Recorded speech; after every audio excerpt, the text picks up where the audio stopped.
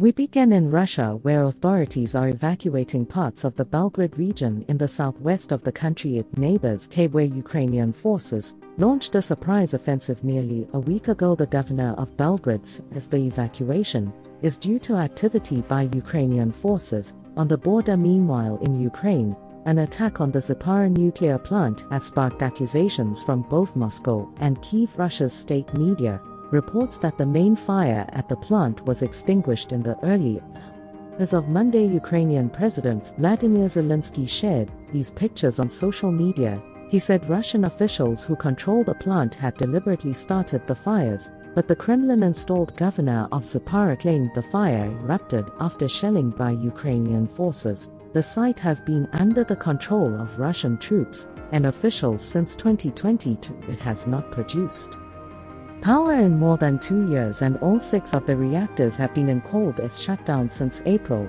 In a statement posted to X, formerly known as Twitter, the UN's nuclear watchdog, the International Atomic Energy Agency, said IAEA experts witnessed strong dark smoke coming from Zaporizhzhia nuclear power station's northern area following multiple explosions heard. In the evening, the team was told of an alleged drone attack on one of the cooling towers located at the site. No impact has been reported for nuclear safety. Ukraine regulator Yatom said that the likely cause of the fire was negligence or arson. Well, let's cross to Moscow and speak to our Russia editor Steve Rosenberg. Hello to you, Steve. I'm reassuring, of course, that it appears that those fires at the power station are out, but is there any sense as to who would have done this? Obviously, claim and counterclaim between Ukraine and Russia.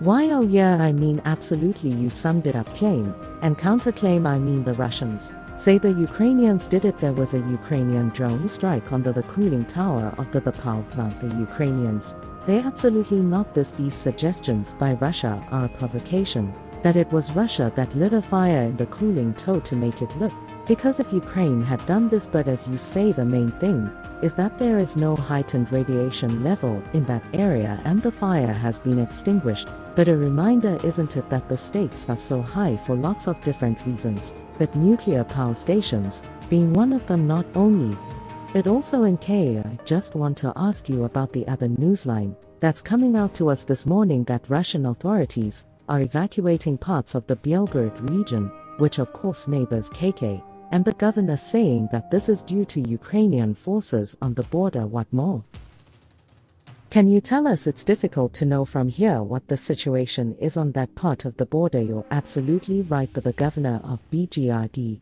region a short while ago said that people were being moved away from that region. I think that reflects the very complicated situation in many parts of the Ukrainian-Russian border. That goes for the KK region too, where of course this cross-border attack was launched by Ukrainian forces. Last week the reaction to that here in Russia has been a mixture of disbelief and anger, and that anger being expressed most vocally by Russian pro-war military bloggers. This group, which has become very vocal and very prominent actually over the last couple of years in Russia, they've been publicly criticizing Russia's military leadership for taking their eye off the ball and for allowing potentially thousands of Ukrainian soldiers to come across and to seize territory in KK region. As you say, they're taking the Russians by surprise. It appears taken Western allies by surprise as well.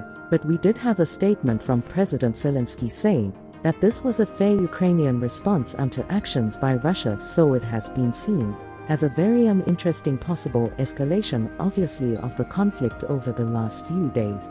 Yeah, absolutely. I think the language is very interesting here, because I was watching the flagship news show on Russian state television last night, and although they did use the word invasion, they said that Ukrainian soldiers had invaded Russian territory. Most of all, this was being portrayed as a terrorist attack and a provocation, in other words, to an extent playing it down, or trying to present to the Russian people that what is happening right now in Kursk region is containable. And also I think that suggests that President Putin right now doesn't want to take the next step, the next logical step, which would be, for example, a formal declaration of war against Ukraine. We have this special military operation, as Russia presents it, going on for the last 2.5 years, And I think the Russian authorities want to keep it like that. They talk about special military operations. They talk about a counterterrorism operation now going on in 3 regions of southern Russia. They don't officially want to call this a war. Steve Rosenberg in Russia.